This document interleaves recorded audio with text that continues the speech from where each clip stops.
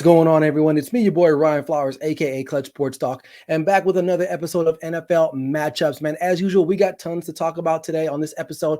And first, we want to talk about and recap all of the activity that took place in week 2. I'll give you guys my reactions and thoughts about that. Also, my biggest surprises from week 2. We got to get into that as well. And then I want to enter a new segment on the show called Real or Nah. We'll talk about that as well. Also, break down all of the week 3 matchups ahead in the National Football League this upcoming weekend, starting Thursday night.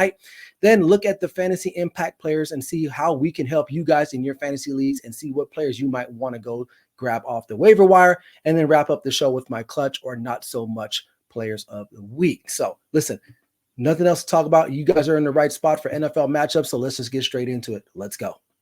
We're going to be here all day, baby. I like this kind of party. I like this kind of party, baby.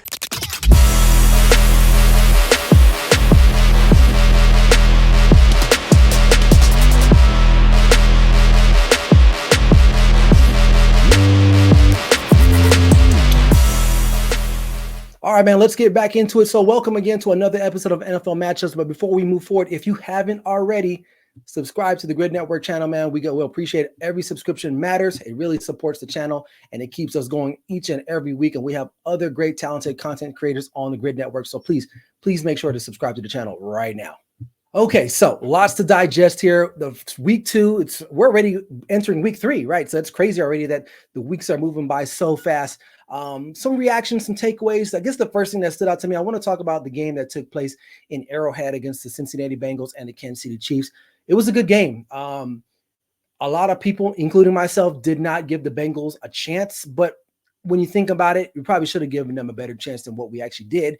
This team is kind of set up to beat the Kansas City Chiefs, and that's exactly what they almost did. Some positives out of that game was that Joe Burrow looked like himself to a certain extent. Now, Jamar Chase kind of got unhinged late in the game.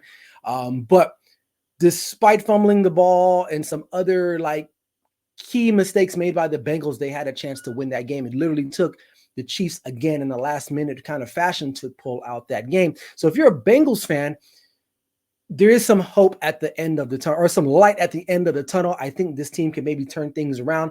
They get some guys back. Jamar Chase kind of starts to kind of cool it off a little bit. Maybe he doesn't get his emotions get the best of him. But I did see some things in the Bengals on Sunday that kind of put me in the direction where I feel like, yeah, they're 0-2. The first game that they lost was an anomaly to the Patriots. The second game, you're on the road, you're in Arrowhead, you almost pulled that game out. That's got to be a little bit uplifting, even though in a loss, it's still demoralizing. But when you think about it, this team does have the Chiefs' number. They do play them well. So, I guess my biggest takeaway from that game is that I think there's still some hope in Cincinnati for those Bengals. In my next reaction or takeaway, I want to talk about the Arizona Cardinals offense. They managed to hang 41 points over the depleted LA Rams and also 489 yards against that defense. And Marvin Harrison Jr. really stepped up, and Kyler Murray delivered him the ball. And it looks like they're starting to establish that connection. So, my biggest takeaway from that game is that, wow, this offense is looking pretty good. James Conner running the ball well.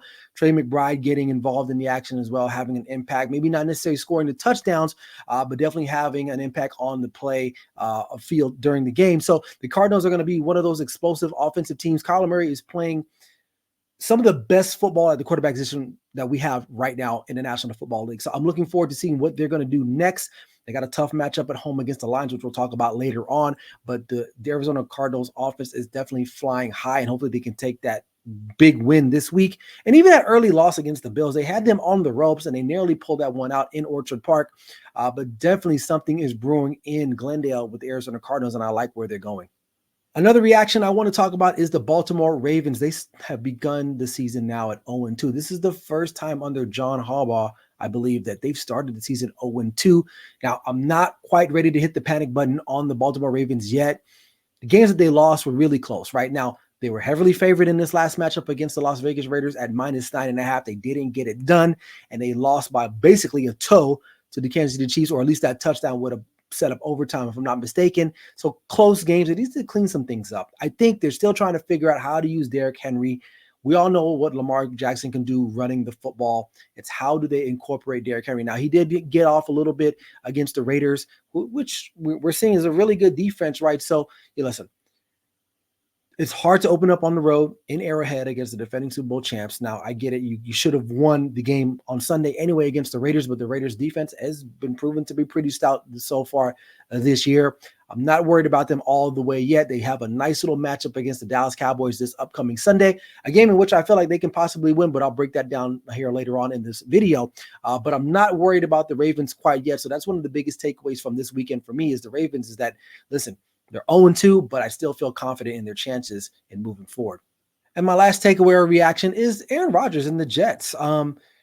He had that game-winning drive that basically prevented them from starting 0-2, right? Now, they had a tough draw last week against the 49ers on Monday night. That's a tough place to play against one of the top teams in the National Football League, especially Aaron Rodgers coming off a season-ending injury that he did, right? He's 40 years old. Has a little bit of rust. Now he's still kind of getting back to normal. We saw that in some plays that he made this past week against the Titans. Now Will Levis still doing Will Levis types of things. And that kind of helped the Jets. But I think moving forward, I think he's only going to get more comfortable throwing to Garrett Wilson. As long as they can keep handing the ball off to Braylon Allen and Breece Hall back there, that's going to be a benefit for the Jets. I'm not too worried about them quite yet, especially now with the Dolphins kind of, for lack of a better term, I mean, they're pretty much cooked. They're done because Tua's on IR and they got Skylar Thompson. So I do like the Jets' chances as they progress throughout the rest of the season, as long as Aaron Rodgers can stay healthy. Another thing is, too, the defense is going to have to continue to try to make strides. Jets, you got to get some type of deal done with Hassan Reddick. I mean, you guys need him on the field. You're missing him there. He can definitely benefit your squad. But as long as Aaron Rodgers is healthy and upright and making plays, you cannot count out the Jets, and that's what I believe in them moving forward. Now let's talk about some of my week 2 surprises. Listen, the 49ers, the way they handled, or I guess didn't handle Justin Jefferson, he still went off. Sam Darnold just looked like an all-pro out there. I know this team is without Christian McCaffrey, and now we got word too that Debo was going to be out for quite some time with a lower leg. I believe it's a calf strain. You still got to get the job done. Now, credit to the Minnesota Vikings. They did what they needed to do. They protected home turf, and they looked really good doing it. I thought the game plan was well orchestrated by their head coach there. Listen, the 49ers probably should be concerned a little bit, especially now with Debo, right? It was a little concern. I know I made a video last week about Christian McCaffrey and him being out, and it may impact them. It may not. But if they suffer another key injury somewhere, what if it's Trent Williams? It's going to be hard for them. And one of these teams in the NFC who's lurking around may be ready to pounce on them.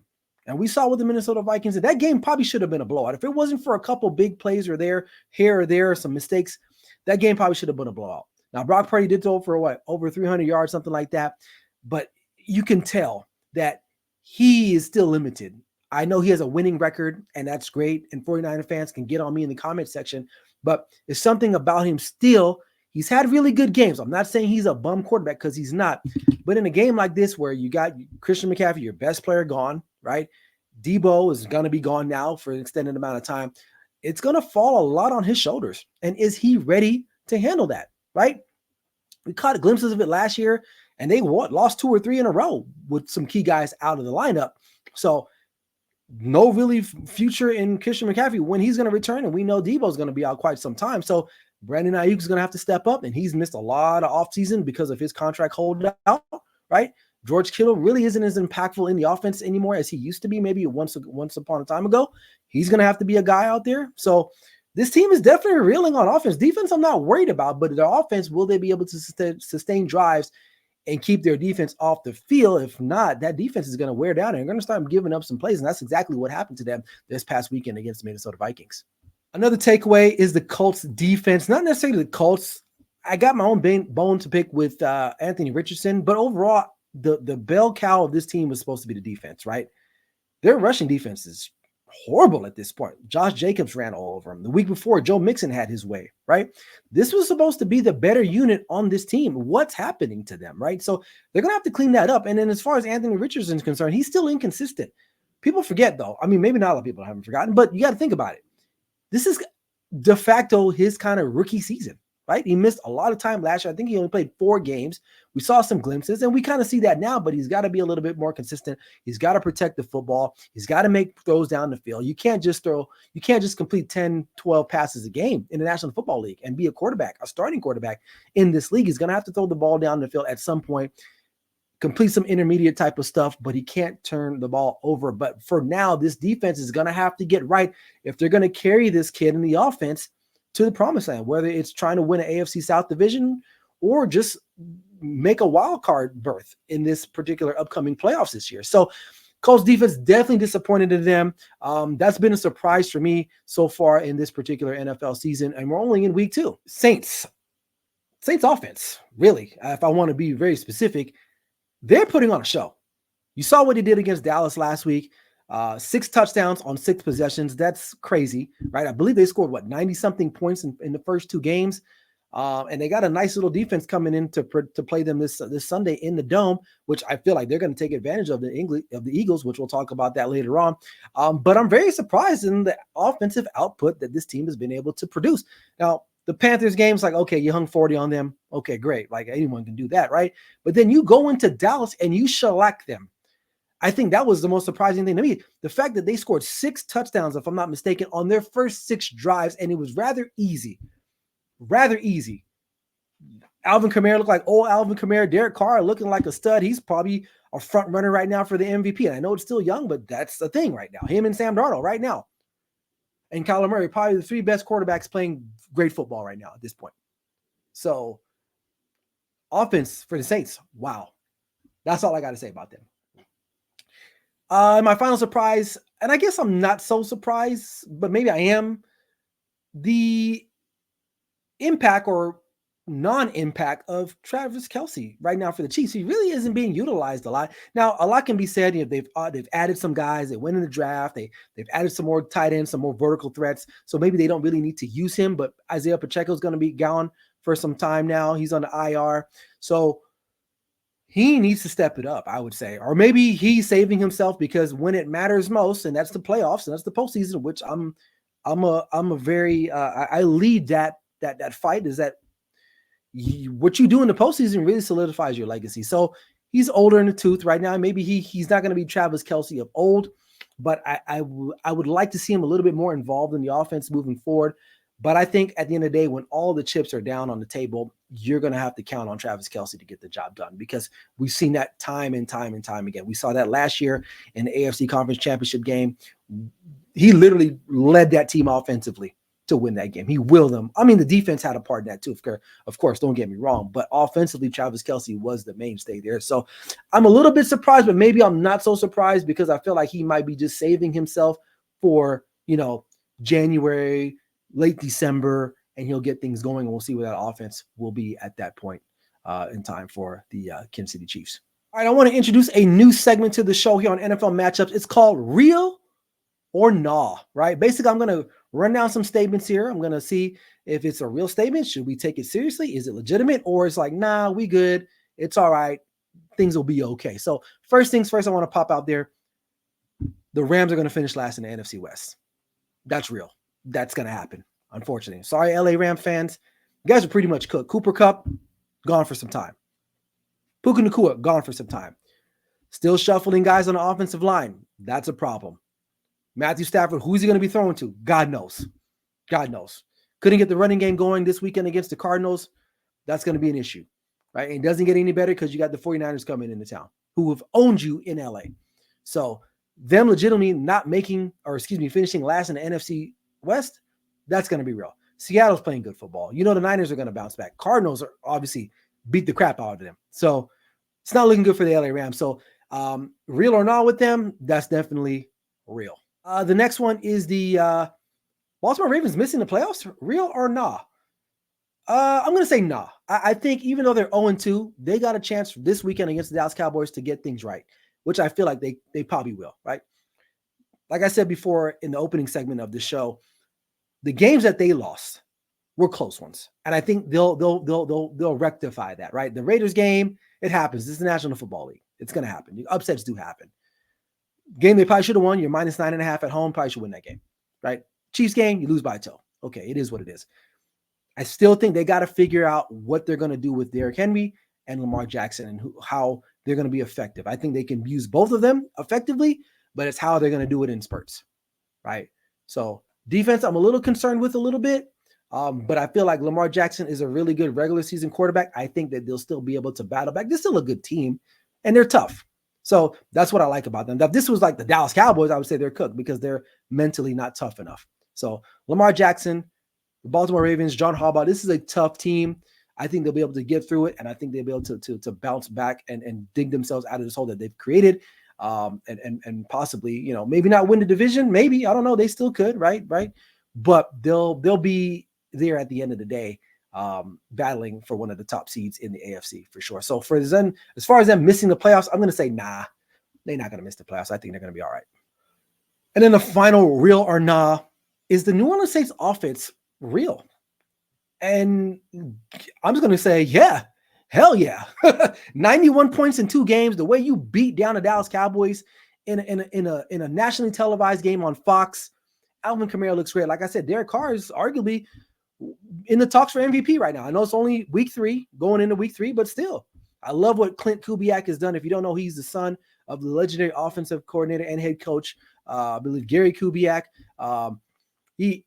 His offenses have been effective in the National Football League for years, and his son has taken it, spinned it, done whatever he needs to do with it, and it's working well, right? The way their run zone, the way their run game, it fits so nicely with Alvin Kamara.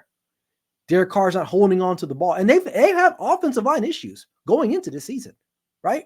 So they look fabulous, and they got a nice game coming up this week at home against the Eagles, a team that I feel like they can get after on offense. So is this a legitimate offense? Hell yeah.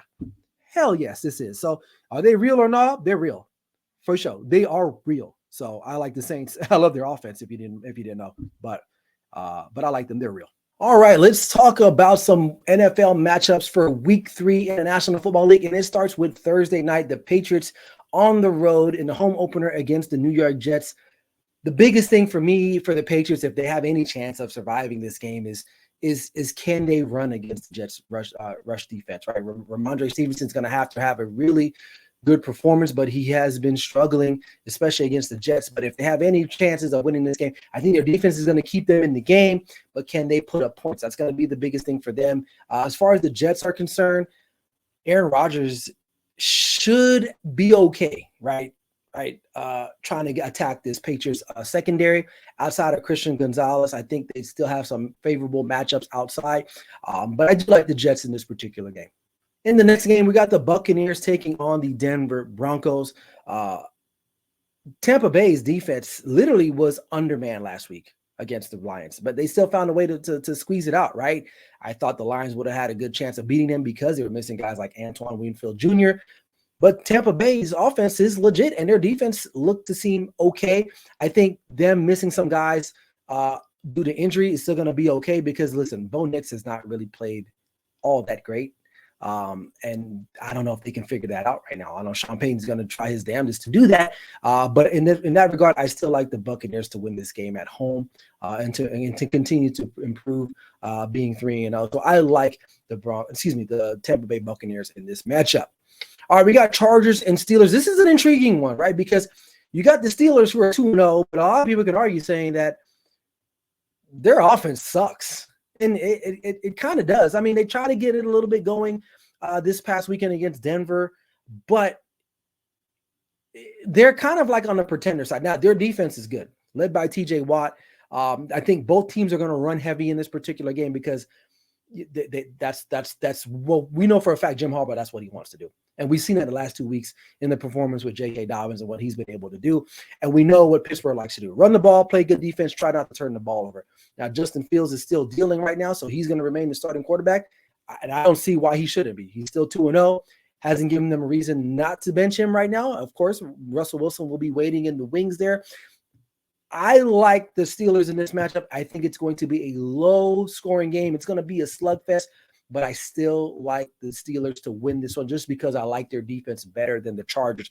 Not to say that the Chargers have been some slouches, but I still like their defense, especially at home, to get after it this weekend coming up. So I'll take the Steelers in this particular game. Next game, we got Packers and Titans. Listen, if I'm Matt LaFleur, I'm going to keep the game plan as is. Run the football. Run Josh Jacobs into the ground and just basically dare the Tennessee Titans to stop him, right? Because that's what they did against the Colts, and it worked out. And you already know Will Levis is going to give you a turnover or two. That's just what he's done, right? So you're going to have to take that. Malik Willis wasn't really asked to do much, just not lose the game for them. He may not necessarily go out and win the game for them, but he definitely doesn't need to go out there and win the game for them, because I feel like if they run the ball, play good defense, set up good field position, they'll be in a position to actually win this game against the Titans, so who are also reeling at this point too. So, but I like the Packers on the road in this particular matchup. Bears and Colts. I don't know. The Colts defense we talked about earlier haven't really been great. Bears offensive line sucks too. I mean, if you guys been following my social media, you saw what the Texans did. 36 pressures on 37 drop back attempts for Caleb Williams. The Texans were on him. Literally, every time he dropped back to pass, somebody was there. And they racked up 7 sacks against the kid. Okay? Now, the Colts defense, their pass rush isn't as vaunted as the Texans pass rush, but there might be some opportunities there. So this game is going to come down to, can the Colts get after it? And can the Bears protect their quarterback? Right? Hopefully they'll get Keenan Allen back. He was out of the game. I think they really missed him in the short intermediate space. You can't really rely on Roma Dunze yet. He's still a rookie. And DJ Moore looked a little displaced in some spots during the game, right? He may be a little bit frustrated with the young quarterback in Caleb Williams, right? And Caleb is learning that the stuff that he used to do, that pick he threw on the sideline, yeah, you probably could have got away with that when you're playing Stanford in the Pac-12. But in the NFL, you can't just roll around and launch that ball like that. So he's going to have to be smarter and protect the football. This one is tough for me, but I'm going to take the Colts just because they're at home. But I can see the Bears pulling out this game. Honestly, I think it's a pick 'em anyway. If I was betting this game, but I'm going to take the Colts in this one at home, just because I feel like they have a little bit less to improve than the Bears. You just don't fix your offensive blocking just with the snap of a finger, right? That's something systemic. So I like the Colts. In my next game, this is an intriguing one too. You got the Texans versus the Falcons. This is an intriguing game, right? You got both teams 2-0. Texans coming off of a nice thrilling Sunday night victory over the Bears. You're going to Minnesota in what is going to be a really hostile environment for the most part. And the Vikings look like they might be legit, right? So, it's going to boil down to the offensive line for the Vikings. Well, how will they match up against this defensive rush against the Texans? We saw what they did last week. Can they do it again this week? Will Anderson leading the way. Daniil Hunter coming back to his former team. That's going to be interesting there to watch. I think it's going to be a close match. I do like the Texans. In this game, but I'm going to go with the Vikings. Although I like the Texans, I'm going to go with the Vikings. I think right now, well, you know what? I take that back. A lot still has to be said about this game. But you know what? I'm not going to flip-flop. I'm going to go with the Vikings. Justin Jefferson said he's going to be okay. I'm going to take the Vikings in this particular game. But it's going to be a close one. I think whoever has the ball last, I believe in Sam Darnold. The way he's played the last couple games looks pretty solid. I like their coach, too. I like both teams. Don't get me wrong. They're both playing really good football. But I like the Vikings at home in this one. Eagles and Saints. This is a little fun matchup, too. Obviously, we saw what happened to the Eagles this past Monday night. They basically blew that game. They should have won that game against the Atlanta Falcons. Now, we talked about the Saints enough on the show already. Their offensive pace is just crazy, right? And I think they're going to be able to exploit the Eagles' defense. We've seen that already, right? We saw it in the first two games. I mean, the Packers lost that game in Brazil, but they had their chances, right? And they still put up a good amount of points on the Eagles. And we saw what Atlanta did. Kirk Cousins, who himself said he's not really that comfortable yet, he still was able to close that game out down the stretch. I like the Saints to continue their winning ways, and I think they're going to get after it. And that game is in the Mercedes Superdome in New Orleans. They're going to be hyped. They're going to be jumping and enjoying out there. So I like the Saints in this matchup. We got the Giants and Browns. Giants are still struggling on the offensive line, right? And that bodes well for the Browns in this particular case because why? They got a guy over there called Myles Garrett, who is arguably him and TJ Watt, the most feared pass rushers we have in the league today, right? I think the Browns will continue to dominate. Dominate the Giants, I would say, not continue, but dominate the Giants in this game because they have no offense. They just can't figure it out. And I think Deshaun Watson, although not playing at a high level anyway, I think he gets right against the Giants here. I'm taking the Browns at home. Panthers and Raiders. This is, and I live here in Las Vegas. I'm on the radio. They're talking about this as a trap game for some sort. Andy Dalton getting the start instead of Bryce Young, who's been benched by Dave Canales and the Carolina Panthers. You got to be careful because although Andy Dalton hasn't played much as a starting quarterback, he's still a veteran quarterback. And from what I remember, he's had his way against the Raiders. Right now, he's on a new team, new environment, different situation. The Raiders cannot look past the Carolina Panthers and say, oh, well, they're on the schedule. That's a win, right? They can't do that.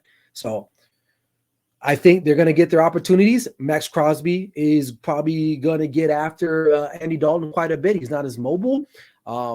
I think the Raiders will win this game decisively. I think they're going to start a little bit slower, but I think once they get everything going, they're going to use that victory against the Ravens and propel them into this week.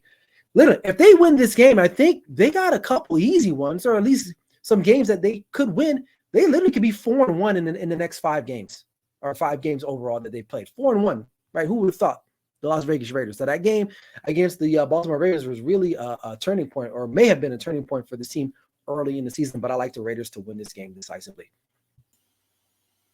All right, let's talk about my next matchup here. We got the San Francisco 49ers taking on the LA Rams. Listen, we all know what the Rams are and what they look like. They're just obliterated with injuries. So for me, this one's an easy one. I like the 49ers. I think they're going to use the loss against the Minnesota Vikings last week to take it out on the Rams on the road. The Rams won't be able to keep up. Regardless if the Niners are missing CMC or Debo, it doesn't matter. They still have enough left in the tank to take care of this Rams team. And for the most part, and historically, the Niners have played well against the Rams in LA, and I don't expect that to change here in the near future. Next matchup here, we got the Miami Dolphins on the road taking on Seattle Seahawks. Now, we all know what happened to Tua today. He's been placed on the injured reserve. And for those, it's Tuesday, right? I recorded the show on Tuesday, but he's on the IR. Skylar Thompson will step in.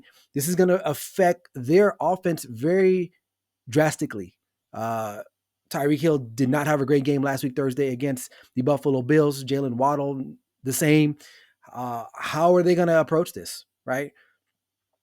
And this is not an easy matchup. You have to travel to the Pacific Northwest to take on a team that's been pretty consistent, and they can move the ball well. Geno Smith is also one of those other quarterbacks that has been playing very well and consistent the last 2 weeks to start this season.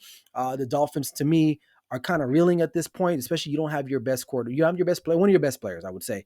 Now, you can say what you want to say about Tua in the postseason, but in the regular season, he is one of the best guys out there in the league at the quarterback position, and he's going to be gone for quite some time if he returns the rest of the season. So I like the Seattle Seahawks to get this win on the road. A big matchup in Dallas. The Cowboys will be hosting the Baltimore Ravens. Ravens coming off of a lackluster performance and a loss against the Las Vegas Raiders where they were heavily favored. Now they're going on the road to Dallas, they were beaten down. They did not play inspiring football. They were uninspired. The pass rush was nowhere to be found. Michael Parsons was not, I don't know what happened to him. Offense really couldn't get anything going. They couldn't really keep up. But to be fair, most teams probably can't keep up with their Saints at this point. The Ravens, I think they're going to run the football. And that's been the Cowboys' Achilles heel the last couple of years is the ability to stop the run, and they can't. They just can't. The Saints found holes. They were able to manipulate those holes and open up the passing game with the running game.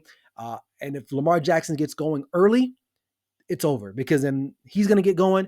They're going to start handing the ball off to Derrick Henry, and then the floodgates are going to get open. So I really like the Ravens in this matchup. This is one of those games. I'm not going to say it's a get-right game because the Cowboys, I think, may pose a threat, but you don't know with this Cowboys team who's going to show up. Maybe they'll be a little bit more pumped up because of how they performed last week, but this team consistently is inconsistent. But one thing's for sure, I think the Ravens will be ready to go. I think they don't want to start the season 0-3, so I like the Ravens in this matchup. In my next game, an exciting game, I think it's going to be a shootout. Anytime I think the Cardinals are involved, it's going to be a shootout. The Cardinals hosting the Detroit Lions. This is an intriguing game because, again, both teams can score points. We've seen the ability of the Cardinals. 41 points in the game against the Rams, and I believe they hung over 20-something points in their game in their loss against the Buffalo Bills.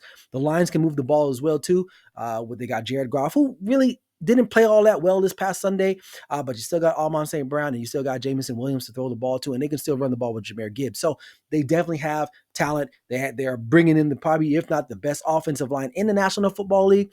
So that remains to be said. I think in the end, the Detroit Lions will outlast the Arizona Cardinals just because I feel like they're going to be able to make more plays and maybe get a couple more stops than the Arizona Cardinals may be able to. So even though I do like the Cardinals, they're an exciting team.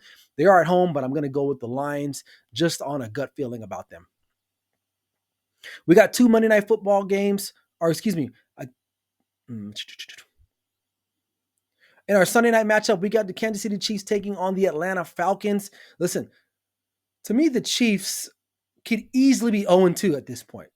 Now, they've shown that championship grit, that championship medal that you need to have, and they've won those 2 games, right? So can you dock them points for that? Yeah, you could, right? Maybe they should come down in some people's power rankings. The Atlanta Falcons, they increased some brownie points. The way they were able to come from behind late in that Monday night game against the Philadelphia Eagles. Kirk Cousins is on record saying he really hasn't been comfortable yet. What happens when he becomes comfortable? Is he going to break out of the old Kirk Cousins and step into this new Kirk Cousins because now he's in a different uniform in a different city playing for another team? This is a big game for them. They're going to be hosting the Chiefs, who haven't really been playing well.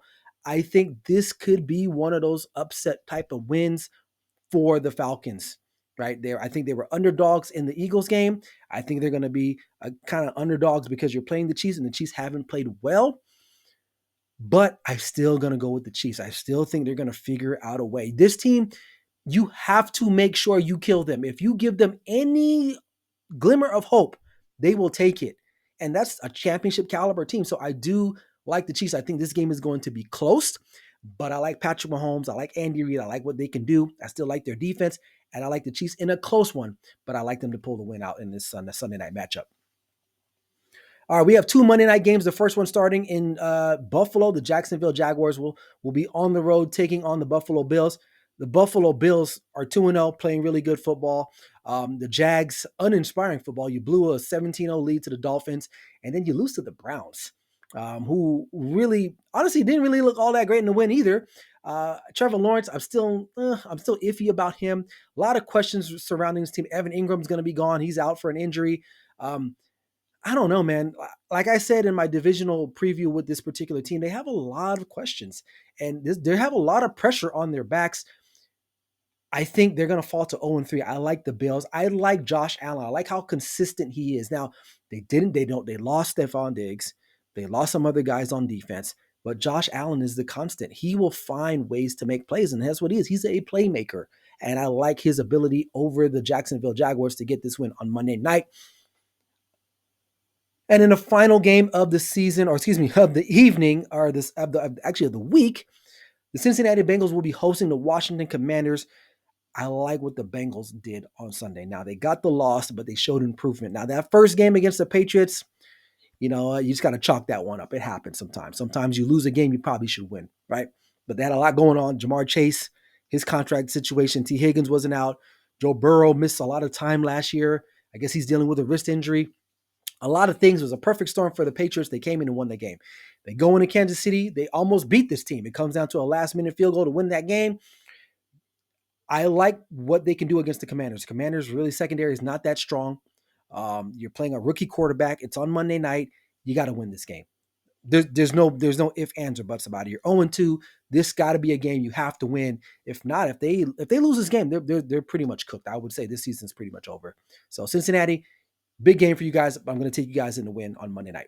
Let's talk about some top fantasy football waivers going into week 3. One of the ones that I'm targeting right now is Braylon Allen, the running back from the New York Jets. He had 2 touchdowns last week against the Tennessee Titans. I think he'd be a solid pickup. Now, obviously, he's still going to split some carries with Breece Hall, but if you're looking for some more running back depth, I think this is a guy that you might want to be on the lookout for. So Braylon Allen from the Jets.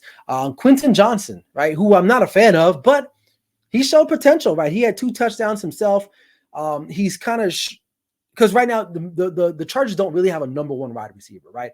Ladd McConkey emerged as a guy in week 1. Quentin Johnson kind of is showing maybe some upside in him. So again, if you're looking to add more depth, if you need that one flex guy, somebody that you just want to have, maybe you have one of your stud wide receivers or a flex guy on a bye week, maybe you look to add Quentin Johnston because I think that he can provide some value, and I think he's available in a lot of leagues just because a lot of people don't really have a lot of faith in him. So I'm looking at him, and also Alec Pierce, another wide receiver from the Colts. He's looking like to be the number 1 target for Anthony Richardson, not Micah, not Pittman Jr., not Josh Downs, but Pierce is looking like he's been the most productive receiver they've had so far up until this date. So he might be worth the look, and maybe they'll continue to kind of mature their relationship. So those are 3 guys, and Braylon Allen, Quentin Johnson, and Alec Pierce from the Colts that you might want to be looking at if you're looking and you're scrounging in the waiver wires for your fantasy football team. So be on the lookout for those players.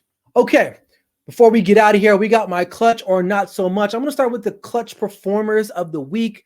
If you saw my post, I got a shout out to Marvin Harrison Jr. Abysmal week 1, right? 1 catch, I think. If he had that, turns it around, 4 catches, 130 yards and a touchdown. I mean, he blew up, right?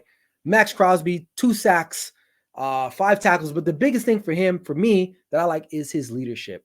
I'm not a Raiders fan, but I like his leadership. I like what he did for Gardner Minshew. Pulled him aside and said, hey, basically, we believe in you. We got your back. That's true leadership. You don't have to get on a podcast to do that, Micah Parsons, right? True leadership displayed on the field is worth way more than some stupid rhetoric being spoken about on a podcast somewhere, especially if you're an NFL player like Micah Parsons. So actions speak words, talk is cheap, right?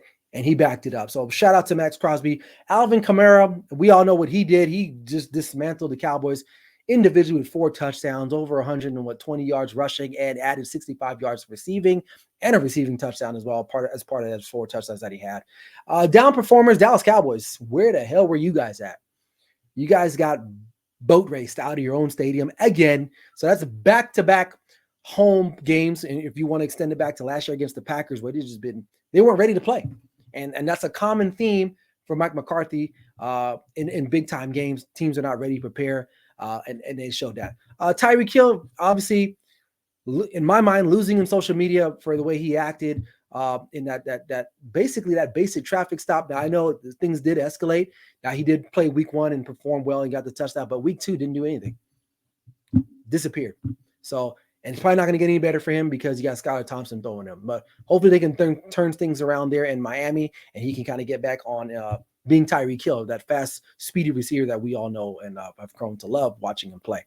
And finally, Will Levis. I mean, what else can I say? I already talked about this guy in my divisional preview.